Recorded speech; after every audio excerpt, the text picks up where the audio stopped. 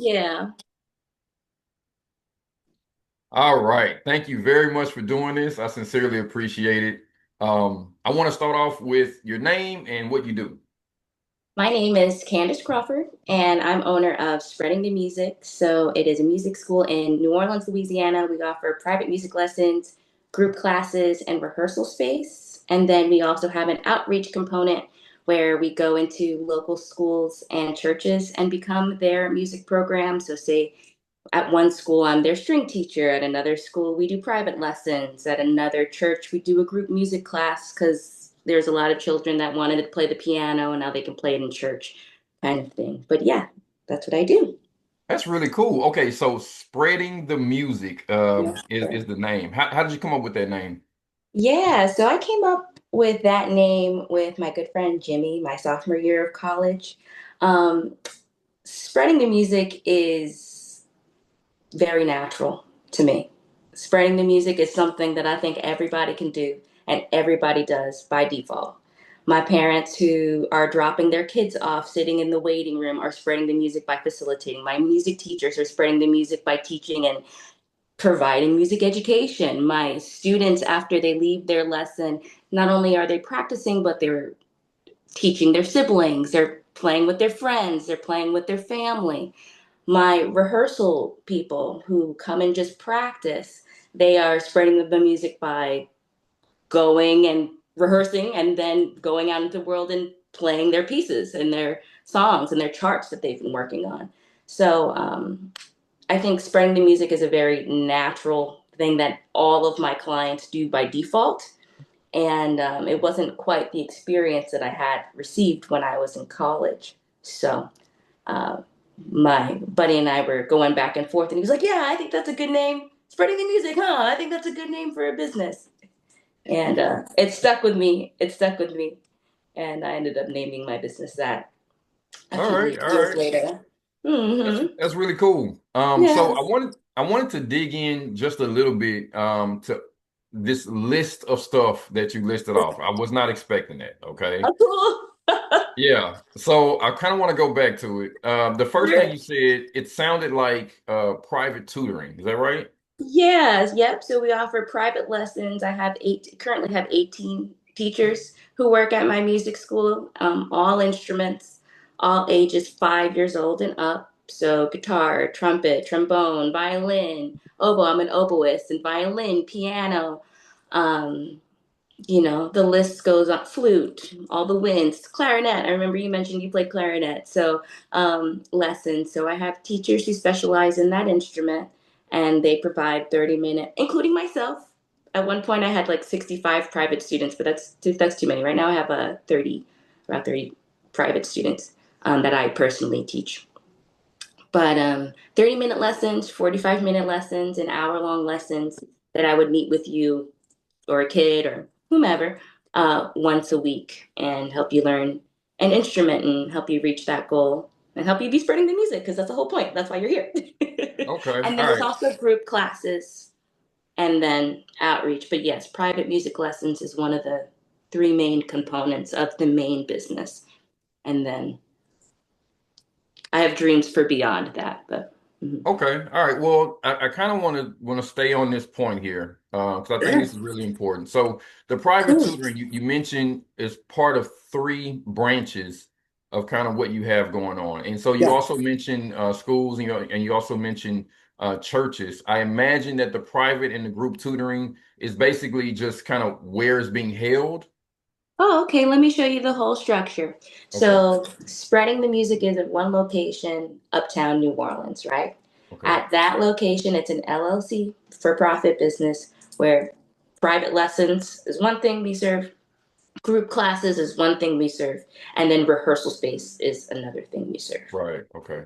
Then there is as that section extends, I want to go into retail. So we already have a small store within my business. So we're selling everything that is required to have a successful lesson, from lesson books to reeds to violin strings to guitar strings, picks, valve oil, mouthpieces. And then a lot of people I'm blessed, like, will donate instruments to me, or I'll purchase, as I can, repair them, and then rent them out.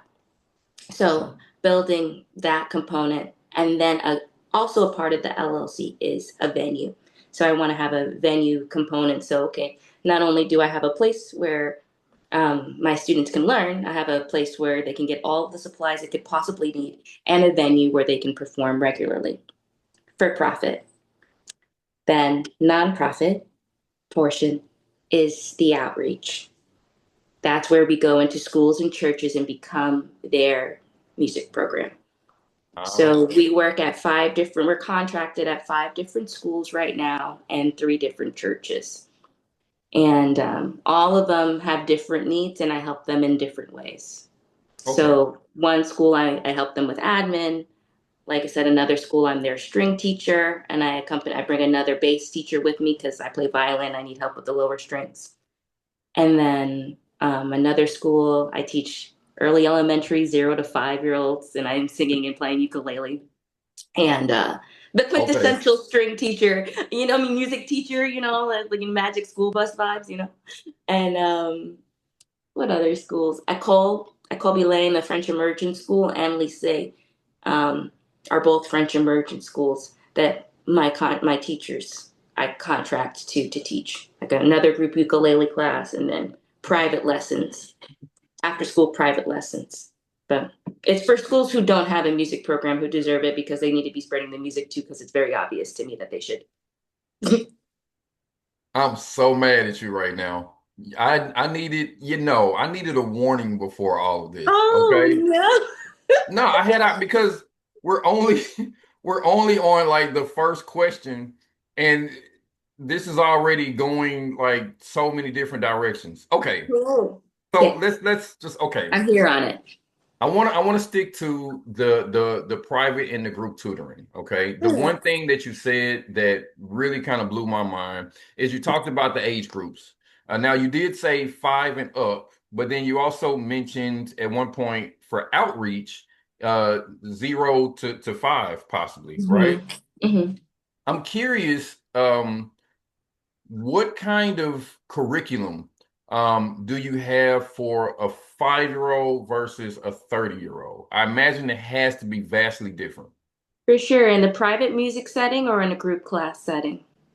That gets even deeper because when you're talking about a group of 5-year-olds, that It's has to very, be different than if you're just sitting with one 5-year-old, right? for sure, for sure. Which one are you want to start with?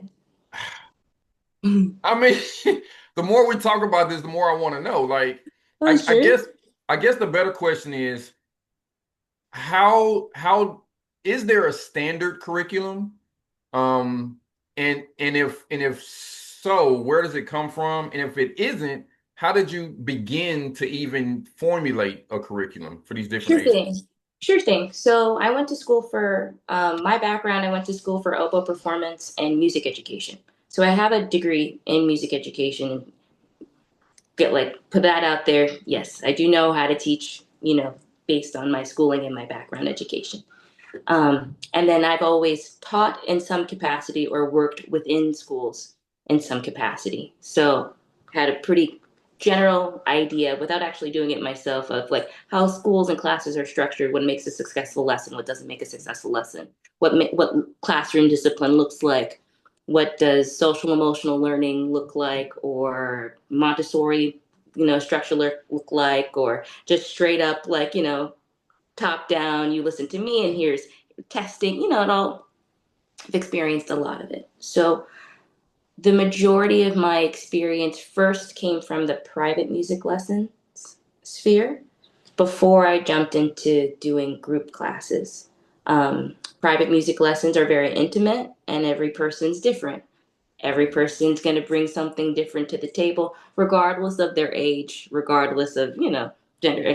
There's so many factors that make a person, so you want to treat the whole person. So let's say and when I'm interviewing my teachers, for example, I'm like, well, how would you teach a 0 to 5, or I'm sorry, a 5 to 7 year old versus a 7 to 12 year old versus a 12 to 16 year old versus a 17 to 21 year old versus a 25, and even it goes on because I have my oldest student is 85. And so they're going to have different needs and different attention spans than my 30-year-olds and my 40. But I get honored to teach every single decade in my music school, not group classes, outreach, just the private music lesson section. So for a 5-year-old, my structure for all my lessons are generally the same, and it can even go for group classes where it goes a 30-minute, I offer 30-minute, 45-minute, and hour-long lessons. 10-minute warm-up, 10-minute piano book, 10 minutes something else if we have time, or like a song, or it usually gets broken down. I'm speaking on like if it was a piano lesson, but I can teach all instruments, okay, up to a fourth. So I can teach trumpet, trombone, flute, violin, piano, all of them to a degree. But the ones I teach to a high level is piano, violin, and oboe. So a lot of the times, if I'm talking about a private music lesson, I'm going to talk about it in the piano sense. But if it makes more sense to you to use clarinet, I could do that too. But like, say if you were to start with like a warm up or like a long tones or something like that to always start, but something that's foundational. For a 5-year-old, you got to be able to move. I mean, for all less, especially even adults with ADHD or students with special needs, you got to be able to adapt to different learning types and different learning styles. So, um, you know, visual, auditory, kinesthetic, independent learners, and so I make sure that at a moment's notice for any type of subject that it pertains to music, I have a visual cue, I have an auditory cue, I have a doing cue. I can bounce it on very, very quickly to keep the kid engaged and to make sure that they are focusing on what I want them to do. Not because they're going to bounce it. And also too, when you're working with a 5-year-old, I love working 5, 6. They're so bright, they're so energetic, they are so like absorbing things. So you want to catch it and associate music with it at all times to me.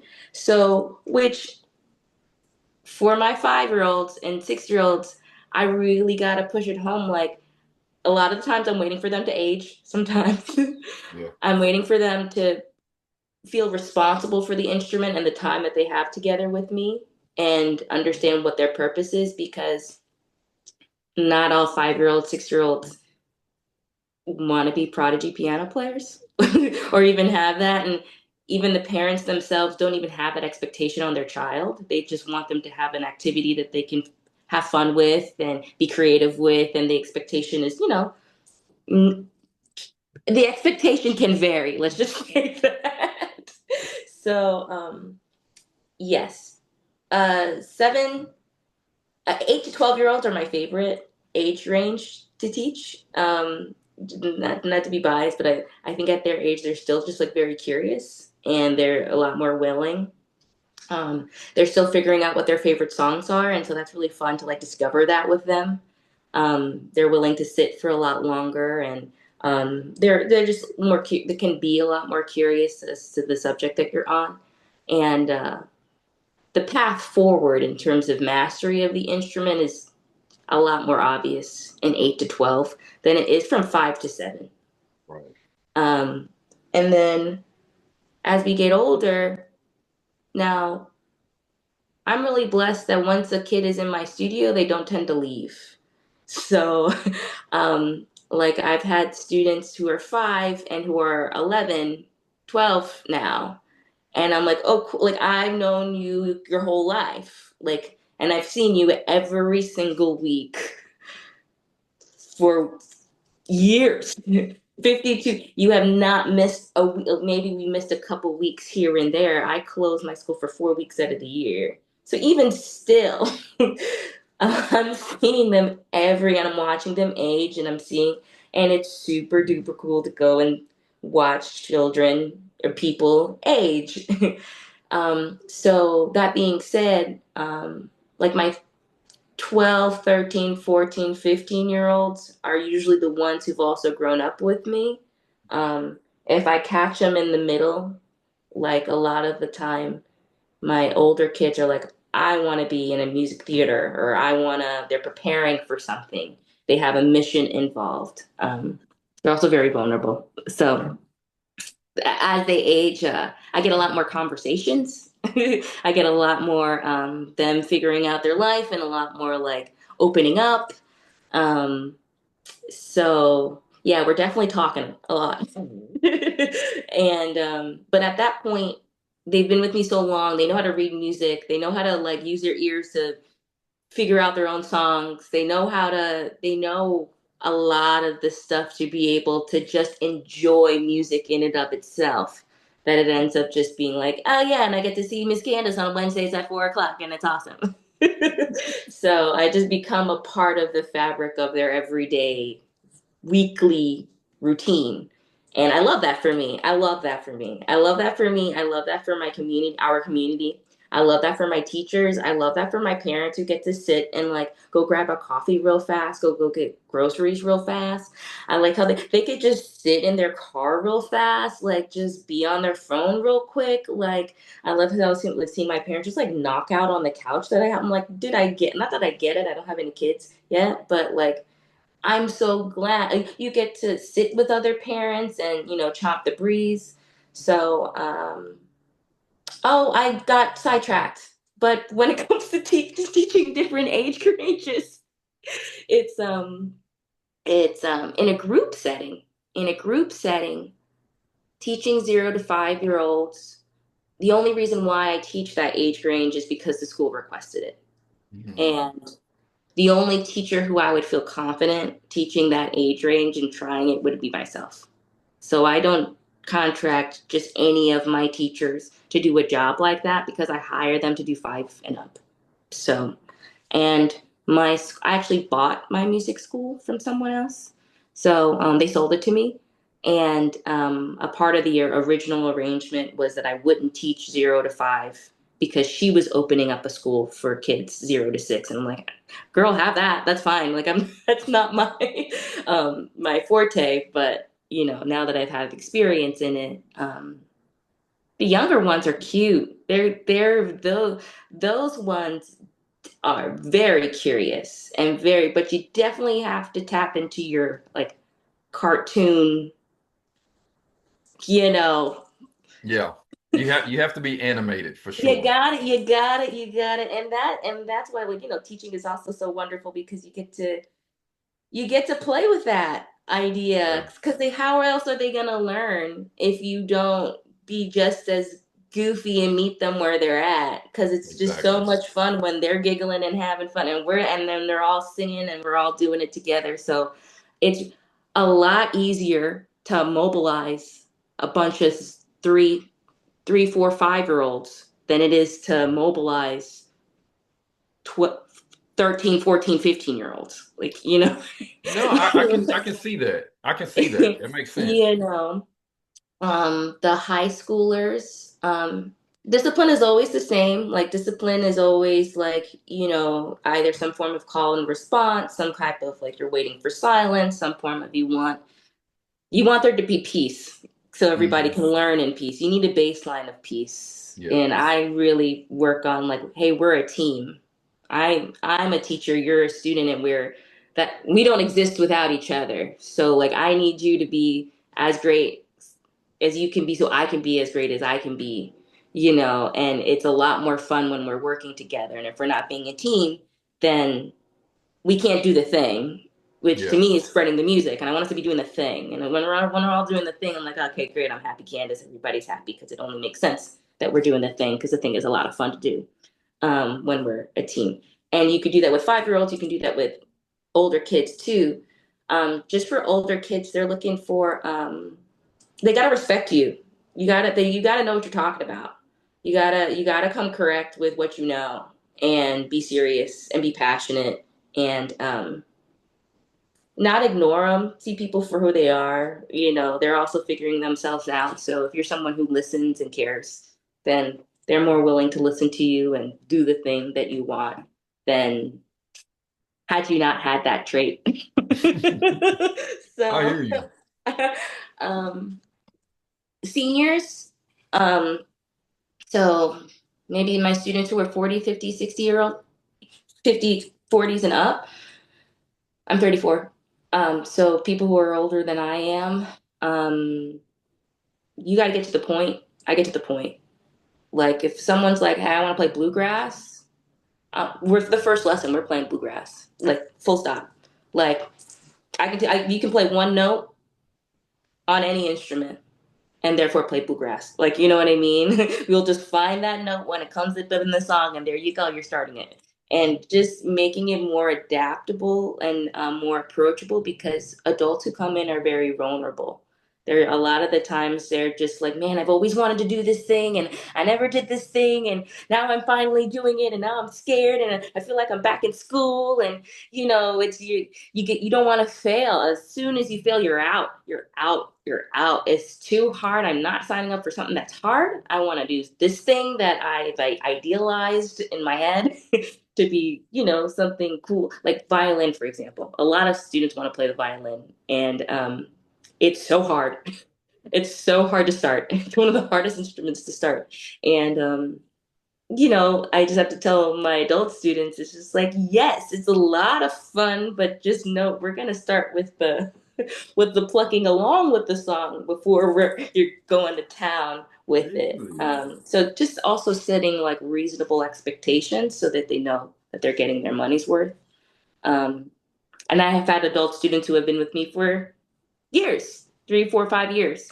Um, and the rapport, it depends. Everybody is different. Everybody's different. But yeah, I know I have a very high retention rate when it comes to like my kids, my students, because I understand different age ranges, among other things that makes a student.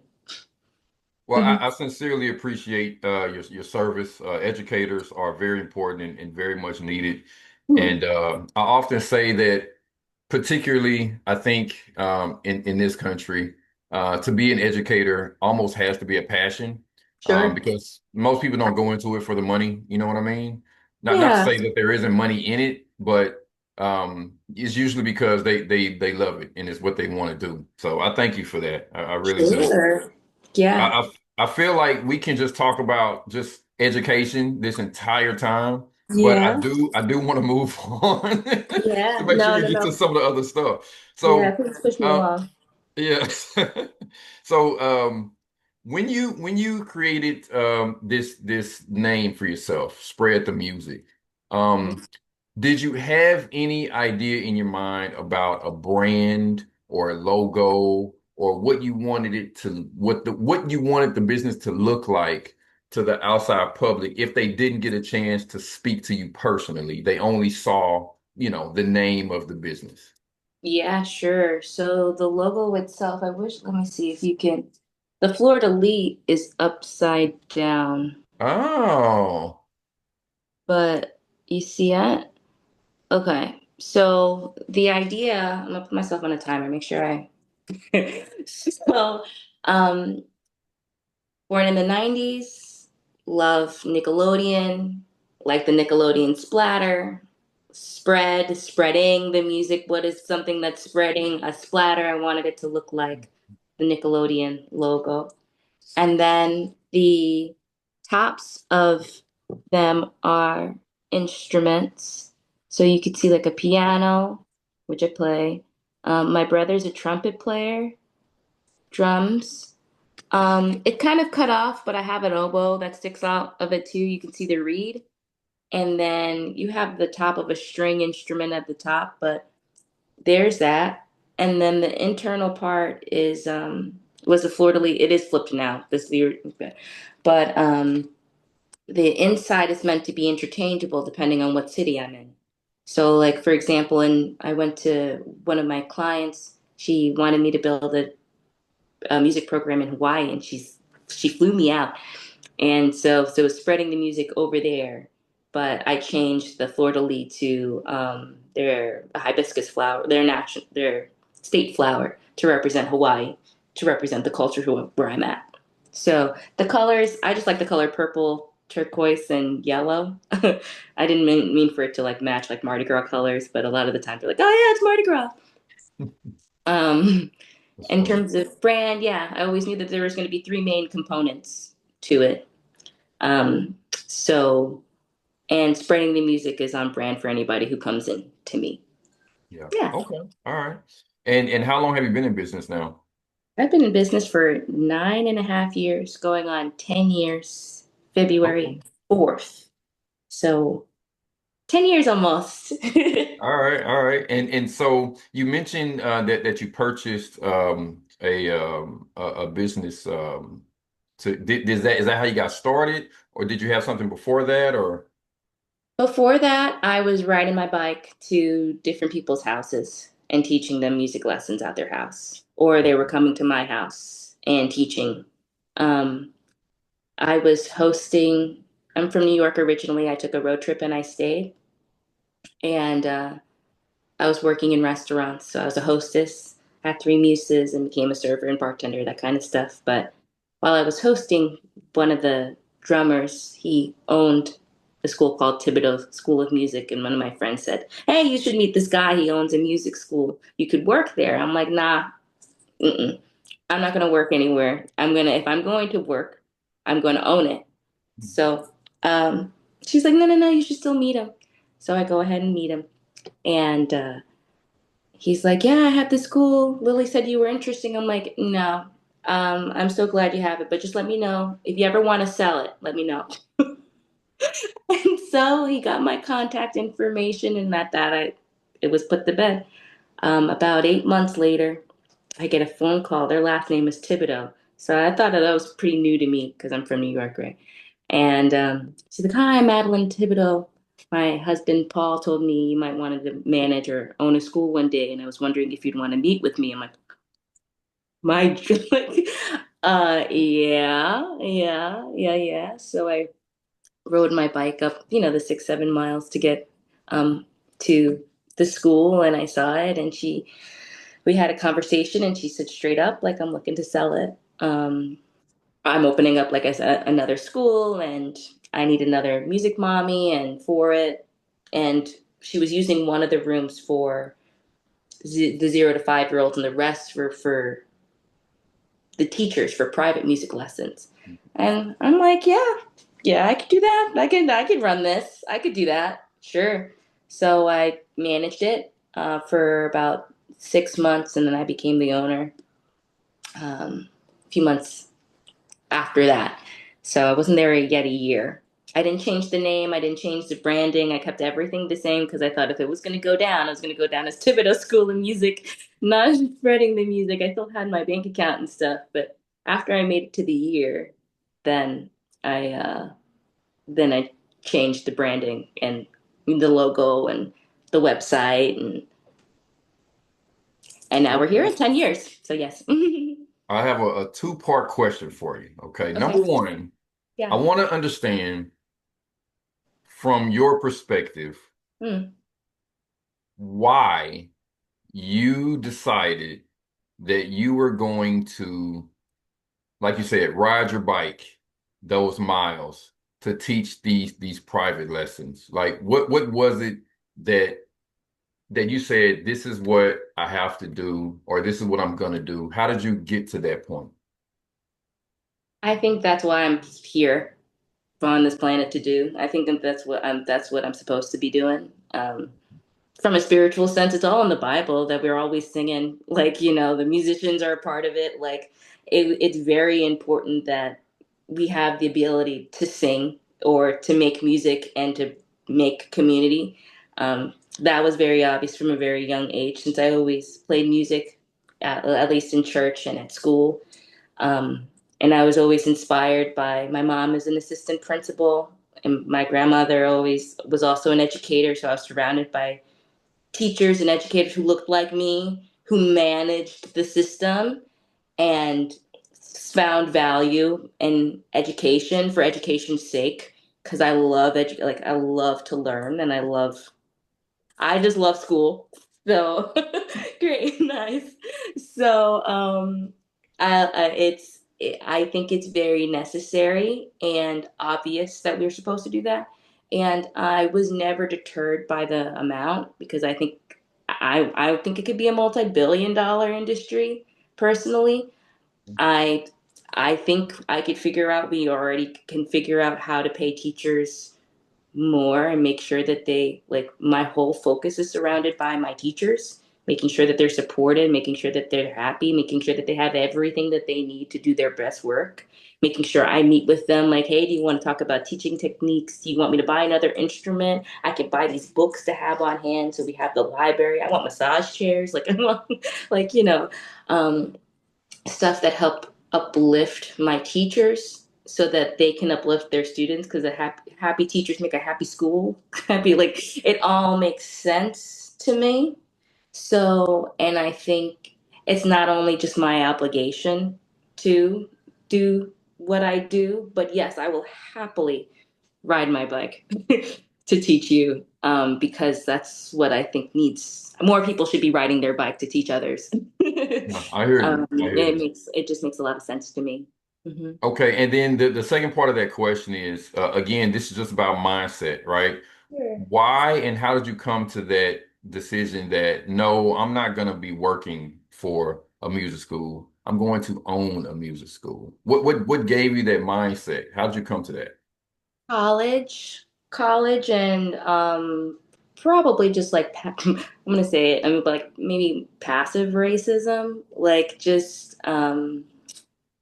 that's definitely not my identity, but I was just tired of being token, uh, especially being a classical musician. I just felt like I didn't see me around in what I was passionate about, and I didn't think it was fair. And I think I deserve to see more people who look like me and doing the things that I'm doing, so that it's obvious that we could all do this thing. If I can do it, other people can do it too.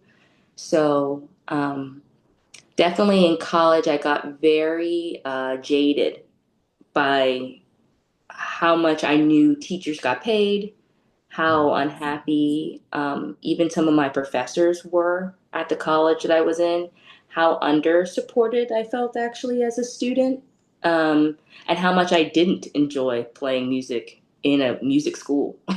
Like I just hated. I didn't enjoy practicing. I didn't enjoy learning about it, and I was like, this something's. I love. So I love school. What's going on here? This is Mm, something's wrong here. It's I don't mm, think it's me. okay. I think it's a system set up to fail. It again, it makes a lot of sense to me. Be the change you wish to see in the world. Is like who else is gonna do it? I ain't gonna wait for somebody else to go ahead and do it for me because I knew I would be unhappy at a school, given how passionate I am about Mm, what I do and why I do it. And I want to also make sure I'm taking everybody with me. It's not just me being a band director for 30 years or 25, cool. Please, we need more band directors. But yeah, I want to make sure that they're like happy and supported and have music and stuff. So, yeah, yeah. mhm. I completely understand that. You know, my next question you kind of already answered, and so Sure. I want to look at it from a different perspective because Okay. you talked about getting into this thing because of the negative experiences that you had. So Mhm. this may be difficult for you, but I'd like you to talk about what do you like most about the current industry when it comes to education in surrounding music? What do I like about the current industry surrounding music? Music education specifically. Yeah. Music education specifically to me is like a unicorn. It's very weird that it's not more supported. Mm, It's really weird to me culturally that it's not just a part of the curriculum like math, science, social studies, English. Like it's just avoided completely almost. Um, the arts too, but it's an enigma to me why such a powerful subject that could bring people together, help build different neuroplasticities in your brain. I'm able to work with students who are blind. I'm able to work with students who can't, like, My older students who don't have muscle control can now have more muscle control to be able to, students who can't read well or have a stutter or are going through it's again so obvious to me that it's weird that it's not more widely accepted in our culture. And even now I see everything. I'm not I get ads for this, but like Simply Piano, piano apps, piano courses, learn online kind of thing. All about it. Oh, yes, of course. I use those tools all the time. But it's interesting that that's the route our society would prefer to go, or is pushing right now, instead of still the one on one that is trying to be priced out, which I don't think it can be truly, because I think meeting together as a community is so powerful and necessary and worth a lot of money. And what better thing to do it is through music education. I've learned a lot about music education too. That being said, I just feel like it's not obvious in our culture to explore. So it's really cool to be not on the leading edge of anything. I'm not teaching anything new. People have been learning the piano all the, you know, for years, for hundreds of, as long as people have been playing music for so long. It just should be a part of our culture more readily. And Yeah. I'm prepared to make it very obvious. I agree. I agree. Mhm. I think that music is very important, and we all, at least I have, and I'm not even in the industry, but I've read all the articles that talk Yeah. about the brain plasticity and how music can help with that, and learning and how different brains work. Some people can see the notes like that. Yes. Always blows Synesthesia. me away, you Yeah. know. Yeah. So you touched on a little bit of my next question is the softwares and processes that are important to you in your particular business, the way that you do things. What are the softwares? What are the business processes that you employ that are important to you in what you do? So from the beginning, I was thinking admin, billing, social media, period. The goal is to automate, ideally, especially with, now that we have AI. I'm not there yet in terms of incorporating it fully by any means, but making those as easy and as approachable as possible to as many people as possible so it could be replicated. Yeah. Um, so I've always had that structure in mind. The softwares I used to facilitate it was Acuity Scheduling. It's $20 a month, sends emails, sends texts, has everything clear.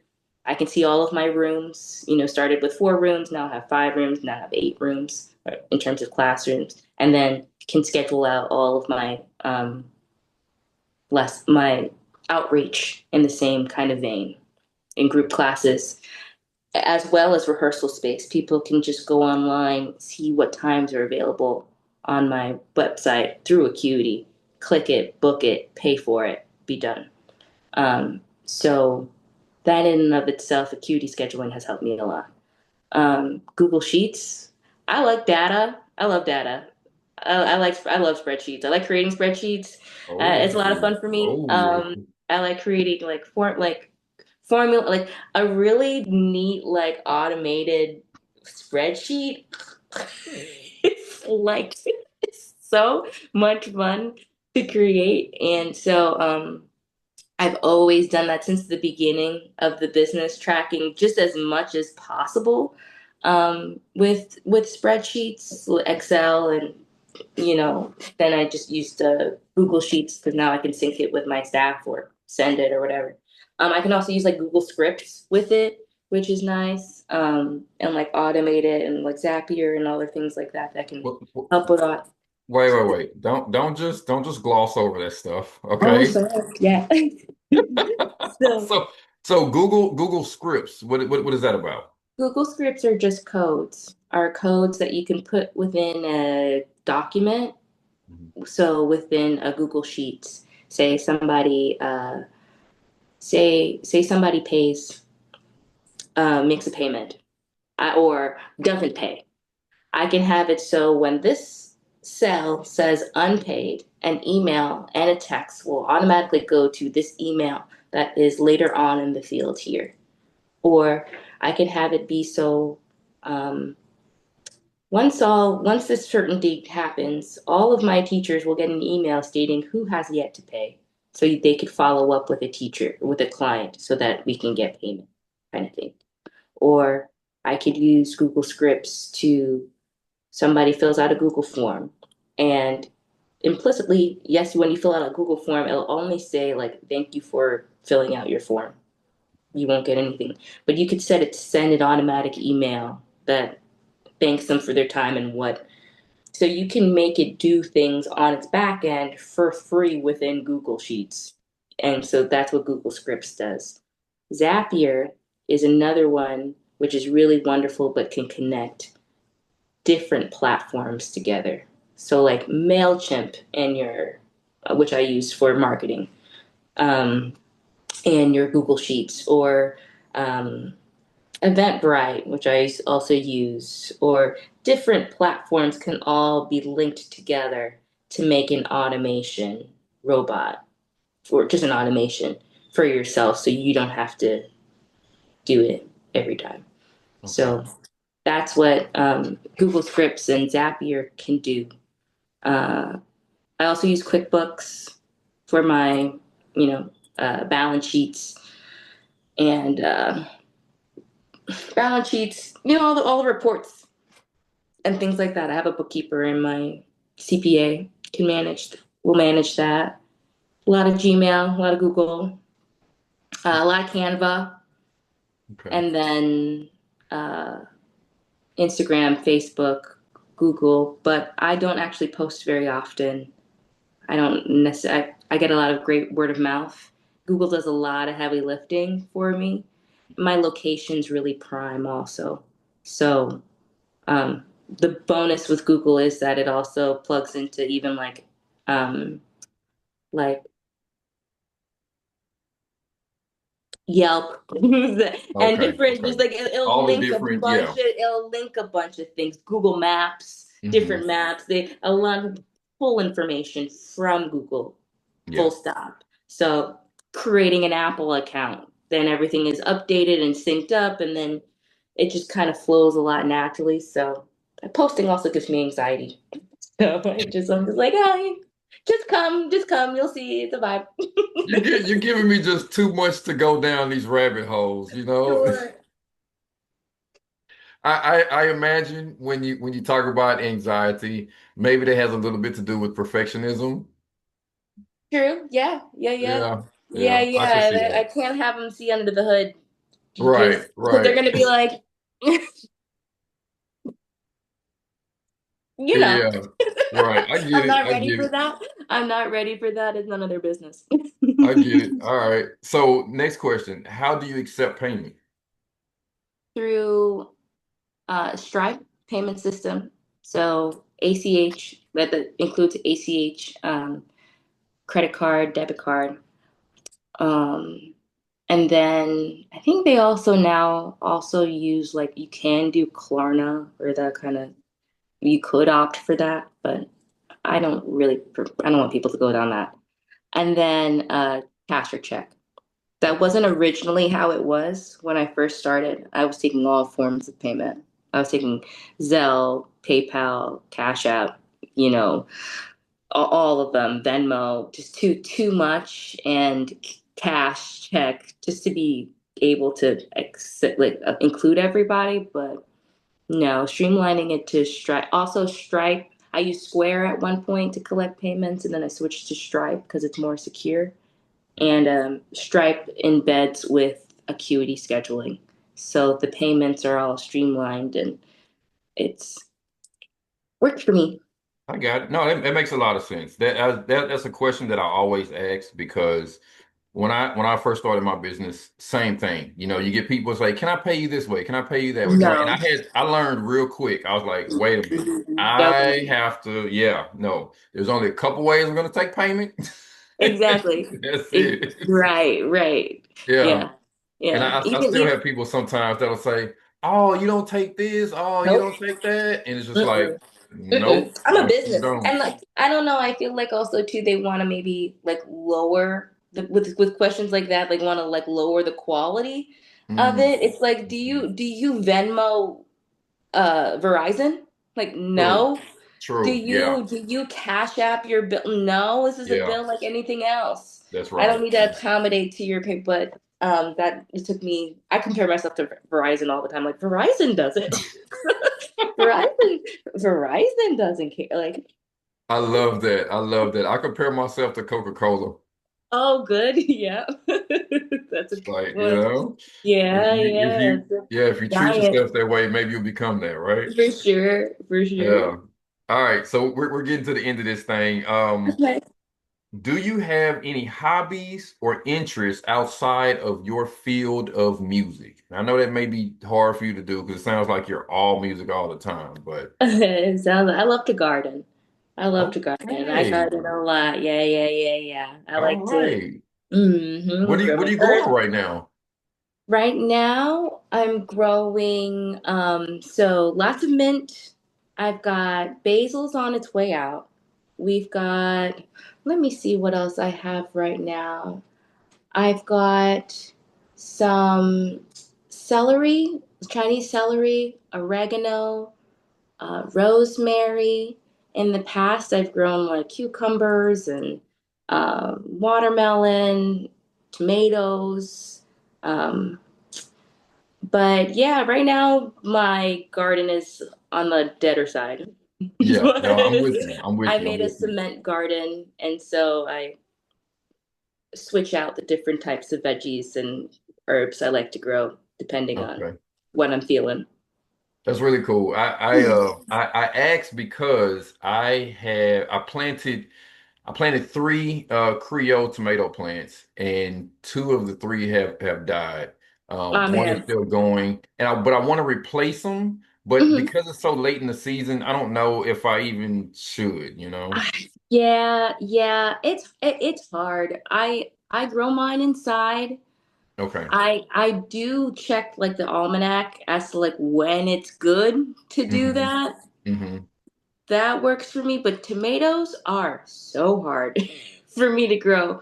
The only ones I've been able to grow are the cherry tomatoes. The I big heard, ones, cherry tomatoes are fine, are yeah, easy, but as long as yeah, you trellis them and put them in the right containers soon right. enough. But I'm no expert. I watch a lot of YouTube gardeners. Me I too. watch Me too. yeah, to That's try cool. it. All right. So, what advice do you have for anyone that is starting in your field or wanting to get into It's time. It's time. It's time. Yeah. Yeah. it? They Yeah. should. It's yeah, it's I don't believe in competition, really. Like I think my business is very necessary in all the different types and forms that it comes in. We 100% need more of this. Yeah. 100%. So either go for it, go all in. It's yeah, it's difficult. But and no one in business would say it's easy, I Yeah. think. Um, but if I were to give any advice, um, yeah, well, of course, you have to be passionate. Um, you have to see how far you're willing to grow your, at least for me, how far I was able to grow my own little bubble, like my own little sacred space, like how special it am I, and it's the thing that I am creating really, and like really truly believing in the thing that I'm creating. So like always feeding into yourself and reflecting on your growth because definitely if you're not reflecting, you're just going full force and without really seeing what's the whole purpose, what the ebb and flow is. I'm not sure. No, But yeah, it makes sense. that makes sense. I think what you're saying overall is that business is ever changing, and when you are dealing directly with the public, right, where you're customer facing, you kind of have to be dynamic because you're dealing with so many different personalities and different people in different places doing different things. And Hmm. so, yeah, and so being willing. Yeah, seriously. And so For sure. being willing to change a little bit of yourself in order to serve others, I think is really important for sure. Mhm.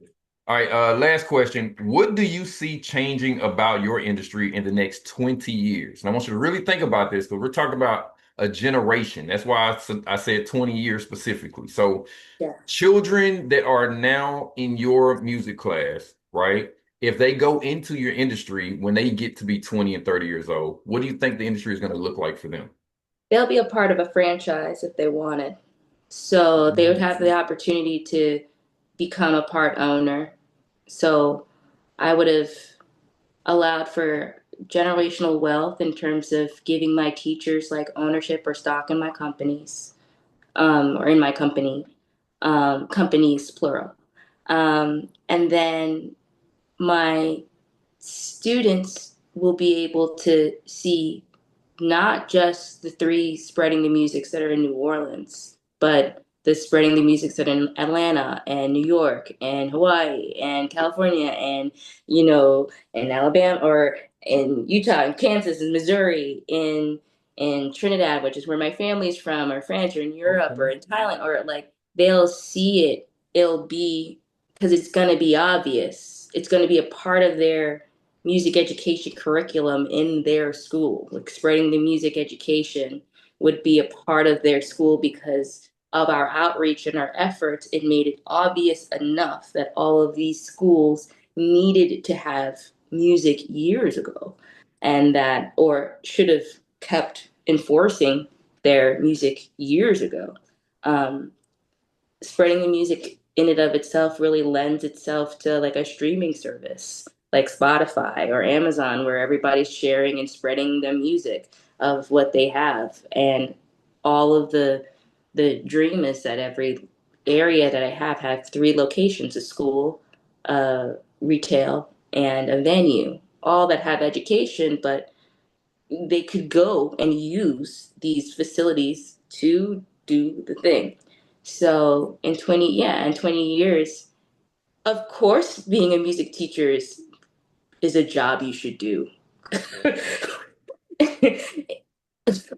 Of course you would want to run something like this. Of course you want to play the gig. Like it would be obvious. It would be obvious. It'd be obvious. And not that it like I want to not I've said this before. I don't want to put any I want parents to feel bad that their kid is not in music. Like you're failing your kid. You are a worse off person for not having them be in music classes as bad as not sending them to school is as bad as not feeding them is as bad is truly so much better. I wish I had my other phone, but like than a phone. Come get you don't a phone. You don't need that. I don't need No, that. I sure. don't. You don't need it. You don't need it. You don't need it. I don't. You don't. With music, you do not need that. You will feel better without it. Full stop. Yeah. Just as great as exercising and brushing your teeth. So in 20 years, um, yeah, I'm gonna be probably more forward facing. In 20 years, it'd be like, she said she was gonna do it, and so and since I was a child, at least doing stuff, I was like, yeah, I'm gonna do something with music.